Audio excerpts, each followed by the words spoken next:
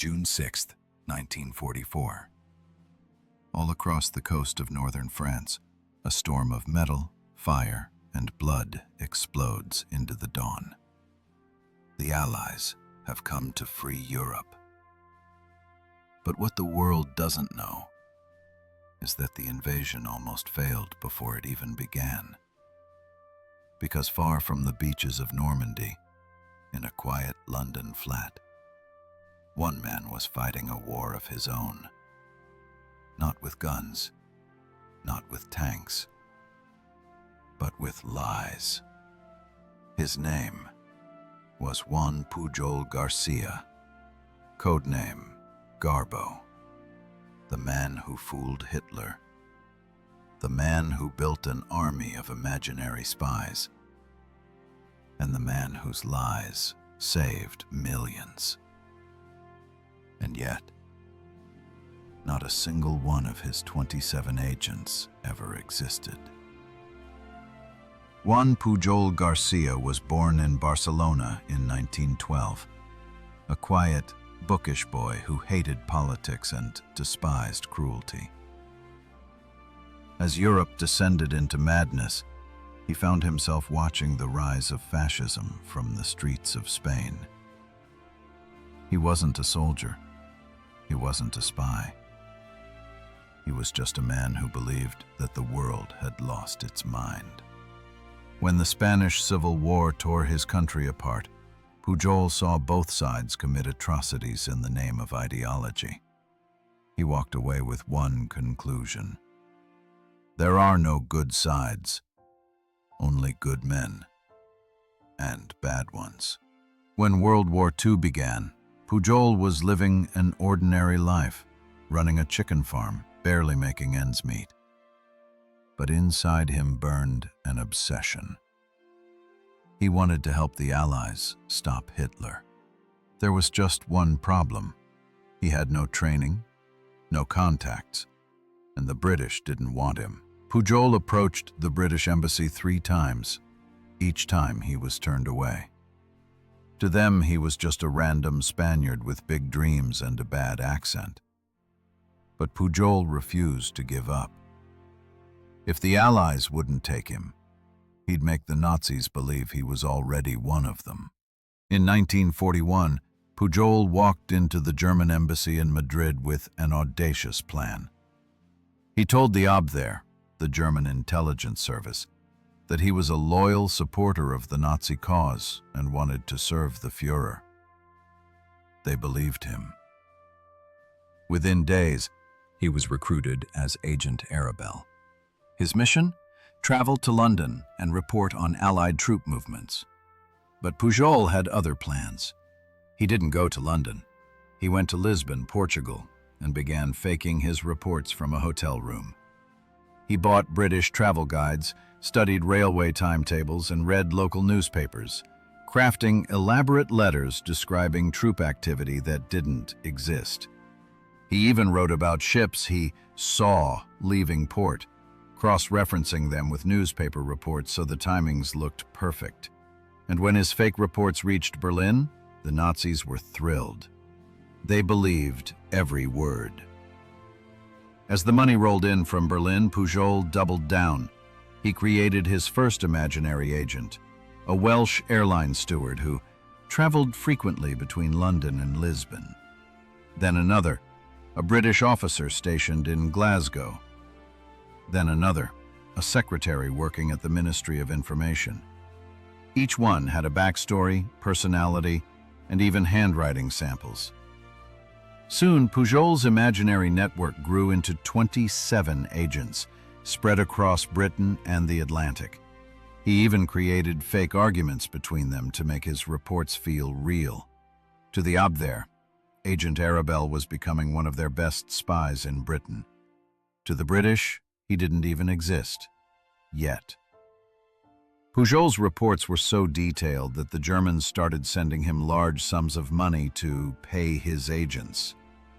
He used some to make his letters more believable, buying British magazines, postcards, and stamps on the black market. Every detail was precise, right down to the slang. He described tea breaks and football matches to give his dispatches a British tone. When one of his agents died in a bombing raid, he even sent Berlin a death notice. The Abwehr was so impressed that they arranged a German Iron Cross nomination for him, years before D-Day even began. But what Berlin didn't know was that every letter they read was pure fiction. By late 1942, British intelligence began noticing strange German radio traffic, reports about convoys and troop movements that weren't real. Someone was feeding the enemy disinformation, and they were doing it brilliantly. At first, MI5 thought it was a German trick, but when they traced the source back to Lisbon, they discovered the impossible. A man pretending to be a Nazi spy, who was, in fact, helping them all along. When British agents finally met Pujol, they were stunned. He wasn't trained, he wasn't connected, but he had built one of the most convincing fake spy networks in history, completely on his own. Instead of arresting him, MI5 made him an offer. Work for us, for real this time. That's when Agent Arabelle became Double Agent Garbo. London, 1943. A city under siege, its nights shattered by air raid sirens and the distant thunder of bombs. In a dimly lit MI5 office near St. James's Park, a group of officers leaned over a stack of intercepted messages, each signed with the same code name, Arabelle. The room was silent except for the hiss of static on a shortwave radio. Agent 1. If this man is a fraud, he's a clever one. Agent 2. If he's real, he's the best liar I've ever seen. That was the day MI5 decided to bring Juan Pujol García to London. And the man who had tricked the Nazis would soon begin tricking them for the British. At MI5 headquarters, Garbo met his new handler, Tommy Harris, a calm, sharp-witted intelligence officer who instantly saw the Spaniard's genius. Together, they rebuilt his entire imaginary spy network, but this time, every lie would serve the Allied cause. They gave him a new identity, Agent Garbo. The name was chosen after the actress Greta Garbo because, like her, he could play any role perfectly. For months, they worked in secrecy. Every forged report, every radio transmission was carefully reviewed to ensure it contained just enough truth to keep Berlin hooked, and just enough fiction to steer them off course. Garbo had become a master puppeteer, and the Abwehr, Hitler's intelligence service, danced to his strings. By day, Garbo lived quietly in a small London flat with his wife, Araceli. By night, he became the most trusted German spy in Britain, sending daily reports in invisible ink, written in meticulous code. But maintaining two realities was like balancing on a blade. His wife, frustrated by their constant secrecy, once threatened to expose everything to the Spanish embassy. In panic, MI5 staged a fake arrest to calm her down, locking her in a cell overnight until she cooled off. Garbo's life had become a labyrinth of lies. Even the people he loved were caught in his web. Still, his deception deepened. He began sending urgent messages to Berlin warning about Allied convoy movements, mixed with deliberate inaccuracies. When one of his reports coincidentally aligned with a real attack, the Nazis were ecstatic. They now believed Garbo was indispensable. They sent him more money, more praise, and more dangerous missions. As 1944 approached, the Allies were preparing for the most ambitious military operation in history, the invasion of Nazi-occupied France. But there was one problem. Everyone knew the Germans were waiting for them. If the Wehrmacht concentrated their forces at Normandy, the invasion could be slaughtered on the beaches. So British intelligence crafted an audacious plan. Operation Fortitude. The goal? To convince Hitler that the real invasion would take place not in Normandy, but far to the north, at Pas-de-Calais. And Garbo would be the linchpin. He was ordered to feed Berlin an intricate tapestry of lies, describing entire divisions, fake generals, phantom tanks, and imaginary troop convoys massing in Kent. To make it believable, MI5 even built fake airfields, inflatable tanks, and dummy landing craft along the English coast. But without Garbo's reports, none of it would matter. The Germans had to believe. And they did. Garbo's transmissions poured into Berlin like liquid gold. He warned them of impending invasions and new divisions forming under General Patton, the supposed leader of the 1st U.S. Army Group. Berlin took the bait.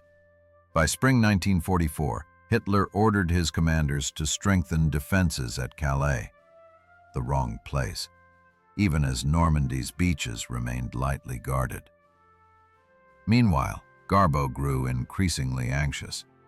He knew one mistake could unravel everything.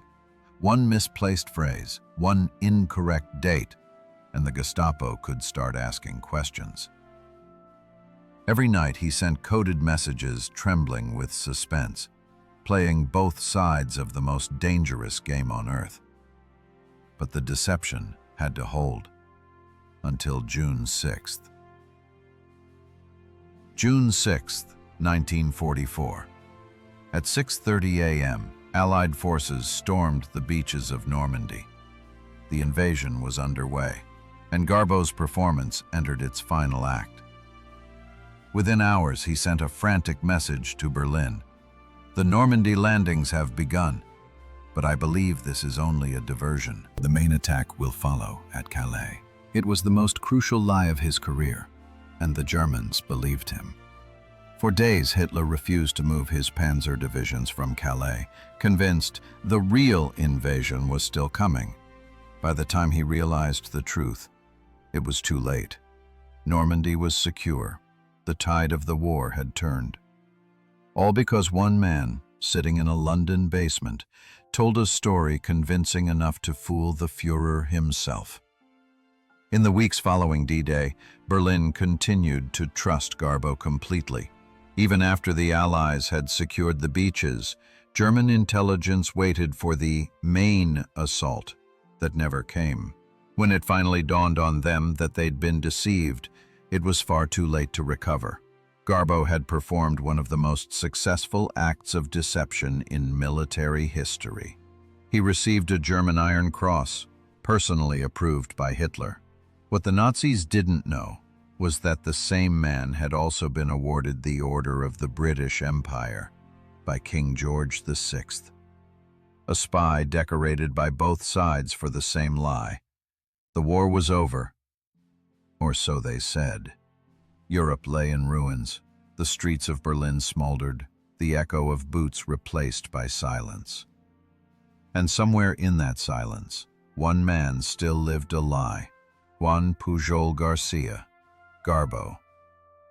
The man who tricked Hitler himself didn't celebrate victory like the rest. Because Garbo knew something others didn't. His war was never about countries.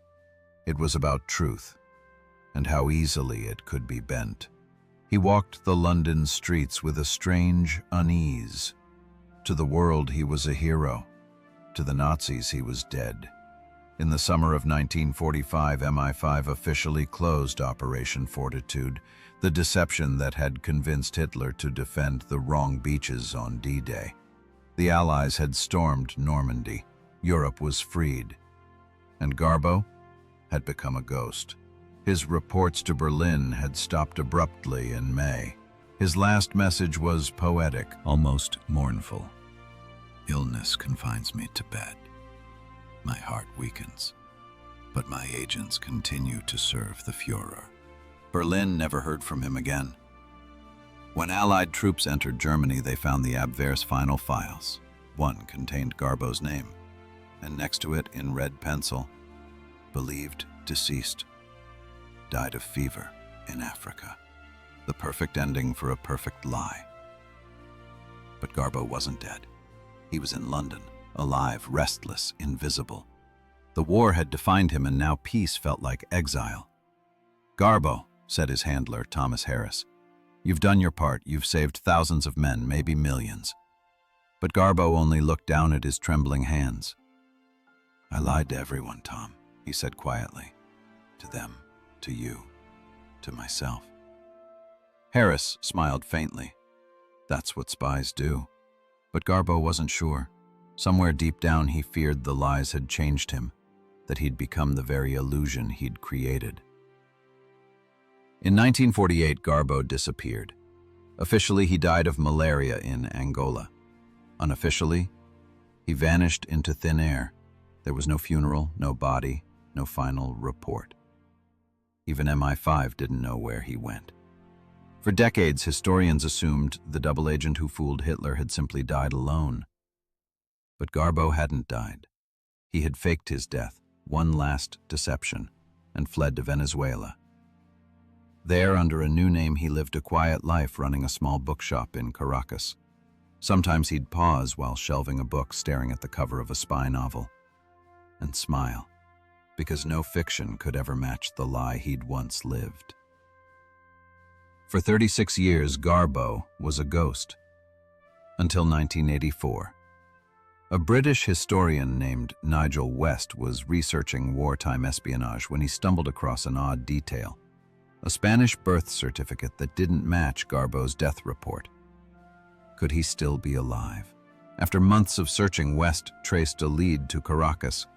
There, in a small second-hand bookstore, he found an old man with sharp eyes and a shy smile. When West introduced himself and mentioned the name Garbo, the man froze. For a long moment, silence filled the room.